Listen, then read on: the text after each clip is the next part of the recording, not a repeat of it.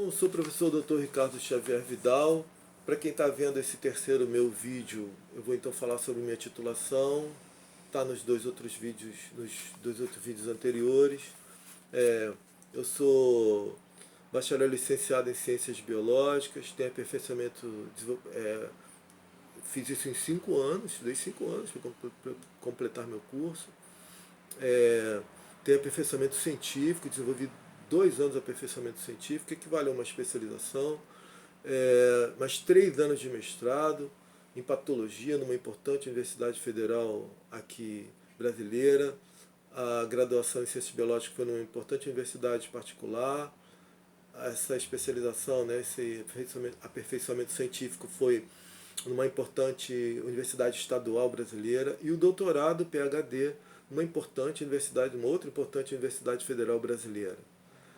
Fiz também 1 ano de pós-doutorado em pesquisa clínica. Mas às vezes pós-doutorado é só um estágio. Tem gente que valoriza muito pós-doutorado. Pós-doutorado é só um estágio. PhD é o doutorado, que você faz em cerca de 4 anos. Tem gente que faz em 5, tem gente que faz em 6, varia. Tem gente que faz em 3. Eu fiz em 4, com bolsa de estudos aí do governo federal, que sempre deu minha bolsa de mestrado, deu minha bolsa de doutorado. Agradeço muito ao governo federal brasileiro, né? Já faz algum tempo isso, né? Concluí meu doutorado no ano de 2000. Parte desse doutorado eu fiz na Dinamarca, parte do PhD eu fiz na Dinamarca, estudei, trabalhei lá. Então, então, vou falar agora. Eu já falei então no primeiro vídeo, um pouco irado, né? A Bíblia diz: somente sou pastor evangélico, né? Pastor da Assembleia de Deus, pastor auxiliar de uma Assembleia de Deus. E acontece que a Bíblia diz: irai-vos, mas não pequeis, né? Você pode se irar, você não pode pecar, você não pode meter a mão em ninguém, pode até se irar, falar mais exaltado. Você não pode meter a mão em ninguém, né? Não pode xingar ninguém, ofender ninguém, agredir, nem moralmente, nem fisicamente, quem quer que seja. Então, o primeiro vídeo foi um pouquinho irado, o segundo, talvez não tanto, né? E agora esse terceiro, o que eu estou querendo fazer é propor um modelo biológico para cientistas trabalharem nele. Claro que vão até avaliar se tem sentido ou não esse modelo biológico que eu estou propondo, né? Porque eu não tenho laboratório. Né? Até hoje, as universidades particulares brasileiras, atualmente, eu trabalhei em 7 delas. Mas algumas eu pedi para sair. Teve, acho que 1 ou 2 que me demitiram, acho que 2 me demitiram, e as outras eu pedi para sair, né? Porque enfrentei tanta dificuldade que eu falei: meu Deus do céu, é melhor eu sair. Aí, mas agora tentei voltar para algumas aí, tentei entrar para outras aí, não consegui entrar. As universidades particulares brasileiras não têm interesse em me contratar, e nem na área da saúde e nem na área do direito, né? Porque também sou bacharel em direito e sou bacharel também em teologia, com diploma reconhecido pelo Ministério de Educação. Então, já quis dar aula na universidade na área jurídica, não quiseram. Mas também não tenho tido convite para dar aula na parte de teologia, em organizações de ensino, né? Superior. E também na universidade pública eu fiz 7 concursos. Um eu passei em terceiro, mas acabei não entrando. 1 ou 2 eu acho que eu perdi mesmo. Eu perdi mesmo, né? O outro talvez tenha perdido. Mas tem mais aí uns 4 aí que eu tenho dificuldade de entender porque que eu não entrei. Muito provavelmente, se tivesse alguém interessado em me colocar para dentro da universidade pública, desculpe a franqueza, respeitosamente, tem departamentos muito sérios, tem universidades muito sérias, departamentos muito sérios, mas um ou outro, sinceramente, se tivesse alguém interessado em botar para dentro, já tinha me colocado. Mas não tem interesse em eu participar de lá, e aí até agora não entrei. Né? Torno a dizer, tem departamentos muito sérios, universidades muito sérias. Todas as públicas são sérias, todas as universidades públicas, sejam federais, sejam estaduais, são organizações muito sérias, muitíssimo sérias. Mas, às vezes, um ou outro departamento dentro dessas universidades, né, quando quer, bota para dentro a pessoa, quando não quer, não bota. Infelizmente, essa é a verdade. Né? Então, acontece que, bom, agora eu estou propondo um modelo experimental, vou propor um modelo experimental. Por quê? Porque não se sabe, não conheço artigo científico, pelo menos não sobre esse vírus, que comprove que ele passa pelo espirro. Todo mundo acredita que passa, eu não tenho dúvida que passa por espirrar. Espirrou, aquelas gotículas vão tocar nos olhos, nas narinas, na boca da pessoa, né? Vai passar uma tosse também, sempre solta algumas partículas de água, né? A pessoa falando, os perdigotos, aquelas partículas de água se soltam, né? Então, ela sempre... Não resta dúvida que vai passar, no caso de vírus, vai passar. Isso não resta dúvida, acho que ninguém duvida disso. Mas também a questão é a seguinte, será que passa pela respiração?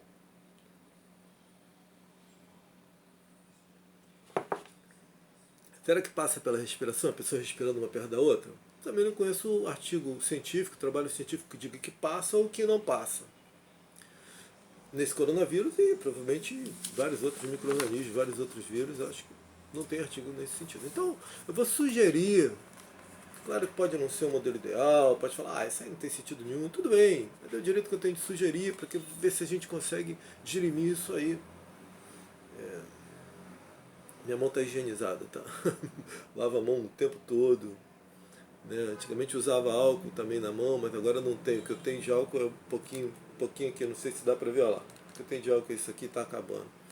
Então, não tendo álcool, eu já botei no outro vídeo, água sanitária, tem se sugerido aí, vem informação aí pelo WhatsApp, né? Vem informação de que tem informações absurdas que não dá para ouvir, né? Não dá para você considerar, né? Tomar água com alho. Você pode tomar, porque é um bom alimento, né? Alho faz bem para a saúde, né? Tomar vitamina D. Você pode, debaixo de orientação médica, você pode tomar vitamina D, né? E você pode comer alimentos que têm vitamina D. Mas dizer que isso vai impedir de você contrair o vírus, ou isso vai te fortalecer frente ao vírus, eu não consigo acreditar. Entendeu? Eu não consigo acreditar. Você tem que se alimentar bem, né? E dentro do bom alimento você vai ter alho, você vai ter alimentos que têm vitamina D, você vai se alimentar bem, mas dizer que isso vai te impedir de contrair, hipótese alguma. Isso não vai te impedir de contrair o vírus, hipótese alguma. Se você tiver contato com o vírus, você vai acabar contraindo. Eu creio que eu tenha sido acometido do coronavírus. Eu falei no vídeo de número 2. Eu, minha mãe, minha irmã aqui, porque minha irmã, ela trabalha em Uber, trabalha no aplicativo, né? Não interessa se é Uber, seja qual for. Ela trabalhando no aplicativo e sentou do lado dela uma pessoa brasileira que tinha retornado da China. E ele sentou do lado dela, em vez de sentar atrás, sentou do lado dela, porque as pessoas também sentaram atrás, né? Outras pessoas sentaram atrás, ele ficou conversando com o pessoal de trás, falando que ele tinha recém-chegado da China, tal, não sei o quê. Minha irmã teve uma gripe forte durante umas 2 semanas, foi se recuperando uma semana e pouco forte, depois foi melhorando, agora está bem. E eu tive um problema também grave, uma virose que eu nunca tive na minha vida, diferente de toda qualquer virose, com muito fortes dores abdominais, cólicas abdominais, né? Cólicas são abdominais, né? Então, com fortes cólicas, né? Fortes dores abdominais. Minha mãe também teve, e eu conto isso no vídeo de número 2. Então, então o que acontece? Então, houve esse problema aí, né? Houve esse problema aí. Então, mas o experimento que eu estou propondo é questão para ver se passa pela respiração. Então, o que eu proponho aos cientistas? Eu não tenho laboratório, eu também trabalho só como perito, trabalho apenas como perito judicial, judicial federal e estadual. Então, o que eu proponho é o seguinte: primeiro tem que se testar quais são os animais que são vulneráveis a esse vírus, que vão ser infectados por esse vírus. Como é que você vai testar isso? Sugiro que pegue lá, peço desculpas às pessoas que se condoem com os animais, eu mesmo condoo muito com os animais, tive que usar animal durante minha tese de doutorado, eu acho mesmo que usei animal demais, podia ter usado menos. Isso me dói até hoje, né? Mas aí eu vou ter que sugerir isso, né, para o bem do ser humano. Eu acredito na Bíblia como palavra de Deus, e o ser humano é o clímax da criação de Deus. Eu acredito na evolução após a criação. Depois que Deus criou todas as coisas evoluíram, houve a especiação, né? Surgiram várias outras espécies, né? Mas eu acredito que o ser humano foi feito à imagem e semelhança de Deus, né? Como o Senhor Jesus mesmo falou. Então, desde o princípio da criação, não ouviste dizer que desde o princípio da criação foram criados homem e mulher, disse o Senhor Jesus. Então, mas eu acredito que depois da criação houve mesmo uma proliferação de espécies e tudo mais. Agora, então eu estava falando, mas então peço desculpas, mas vou ter que falar sobre o modelo animal, não tem jeito. Então, pegando um roedor, né, um camundongo, um rato, um cachorro, gato, ou um macaco, né? Mas eu acho que deve-se começar pelo camundongo. Acho que o ideal seria começar pelo camundongo e o rato. Se eles dois forem bons modelos, se eles forem infectados adequadamente por esse vírus, é muito mais fácil de trabalhar com eles do que um animal grande, né? Então eu sugiro começar pelo camundongo e pelo rato. Como? Gotejando nos olhos, pega 5 animais, 5 camundongos, 5 ratos, goteja nos olhos o líquido, água com vírus. Faz o mesmo nas narinas de outros 5 camundongos, ratos. Faz o mesmo na boca de outros 5 camundongos, ratos. Então, e aí você vai, depois passa o tempo necessário, vai se avaliar se esses animais eles foram infectados, se eles são positivos para o vírus. Se for positivo para o vírus, já temos modelos experimentais adequados. Então, conseguiu que esses animais, o rato, o camundongo, os dois ou ambos, sejam positivos para o vírus? Eles são positivos para os vírus? Coloque numa caixa de roedor, com a grade aberta para frente de um paciente. Coloca um paciente com sintomas graves. Obviamente vai ter que perguntar ao paciente se ele aceita fazer esse experimento, vai ser doloroso nem um pouquinho para ele, né? Psiquicamente talvez um pouco incomodativo, mas se ele aceitar fazer isso, coloca uma grade, uma caixa com roedores, com a grade voltada para o paciente, né? A 20 centímetros, e o paciente respirando ali durante 5 a 10 minutos. Se esses roedores forem suscetíveis, né, foram pingando as gotas de água, né, com o vírus, então respirando ali, o paciente respirando ali a 20 centímetros dessa caixa com roedores, com a grade voltada, com a abertura voltada para o paciente, faz isso a 20 centímetros, bota 5 roedores naquela caixa, ele fica respirando ali, respirando normalmente, né, ali próximo àquela caixa, 20 centímetros, pega outro grupo, bota a 50 centímetros, ou outro grupo a 30, outro a 40, outro a 50, pega um outro grupo a 50, fala para ele ficar respirando, então um a 20, outro a 50, ele fica respirando ali, e outro a 1 metro, ele fica respirando ali. Sugeriria até botar numa sala de 2,5 por 2,5, ou simulando um elevador de 1,5 por 1,5, né? Fecha com madeira por cima e embaixo, ele fica ali dentro, respirando durante 5 minutos. Claro que você não vai estar no elevador 5 minutos, mas pode ficar 1, 2 minutos no elevador, dependendo, né?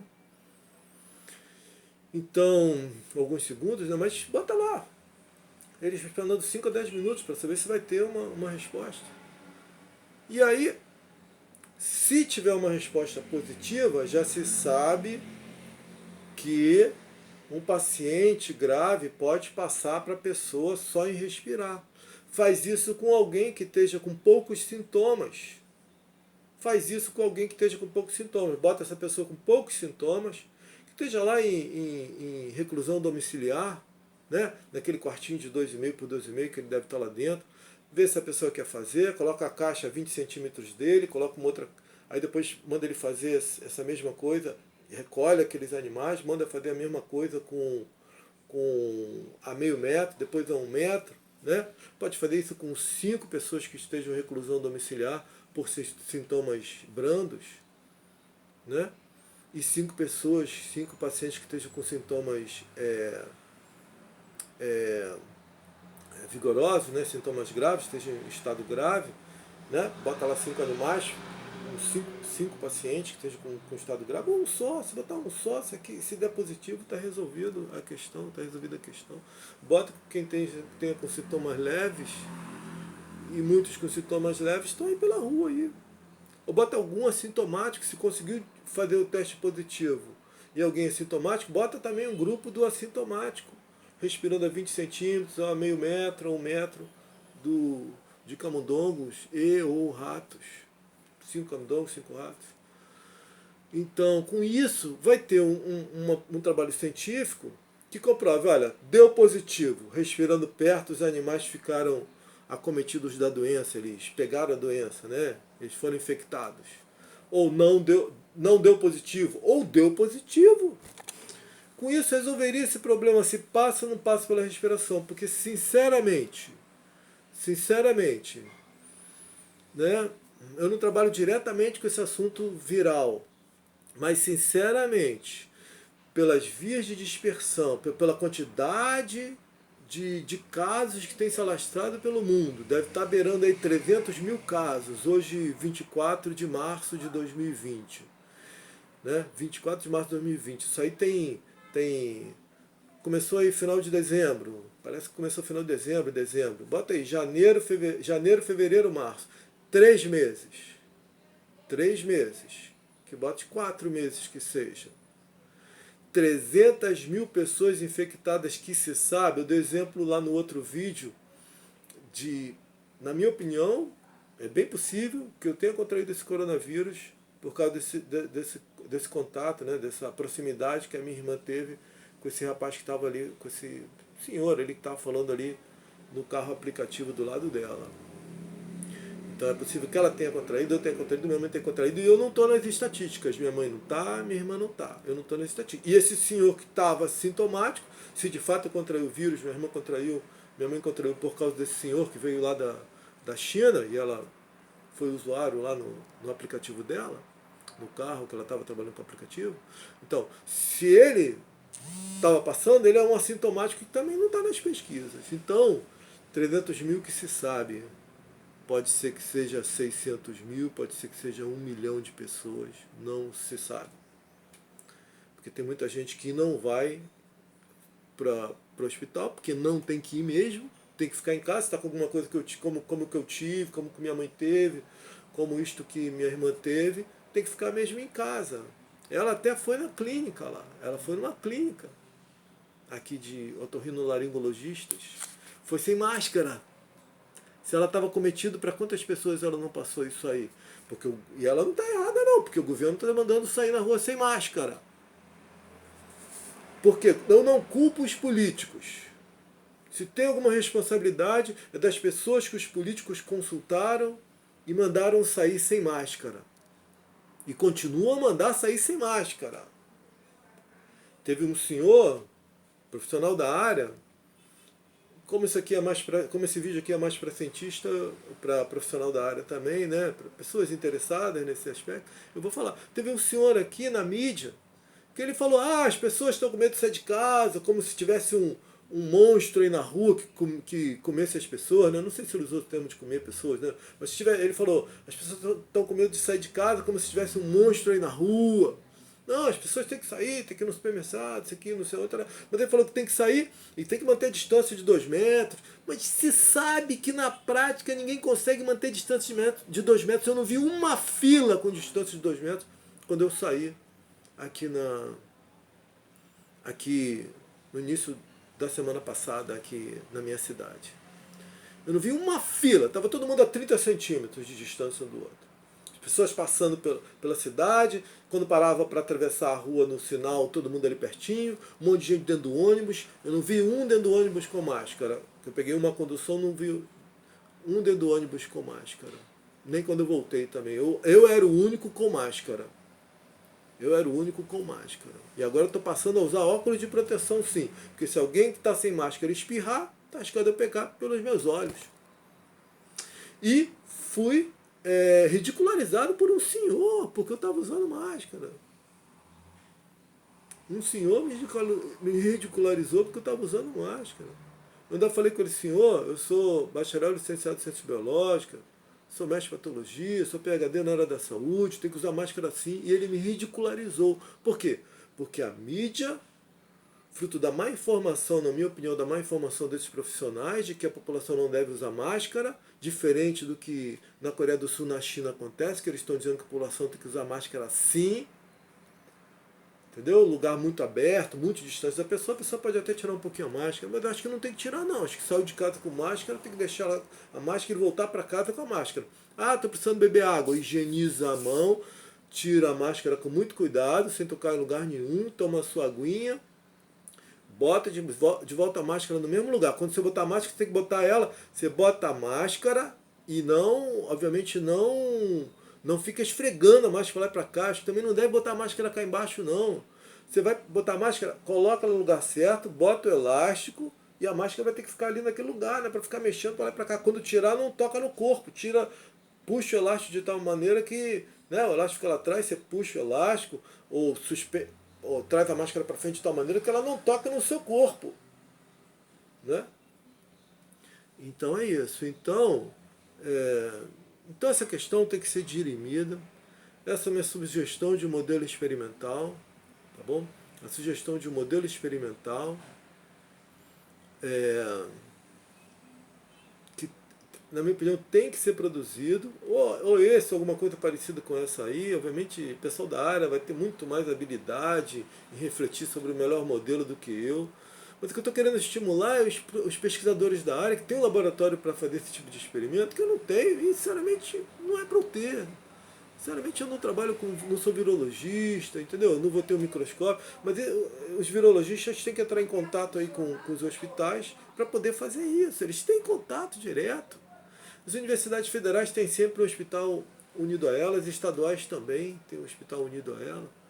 Então dá para fazer isso aí sem maiores dificuldades, vai publicar num revistão, vai ter um nome aí bem cotado aí no meio científico. Então fica aí minha sugestão para esse esforço científico. Então tem que investir na ciência.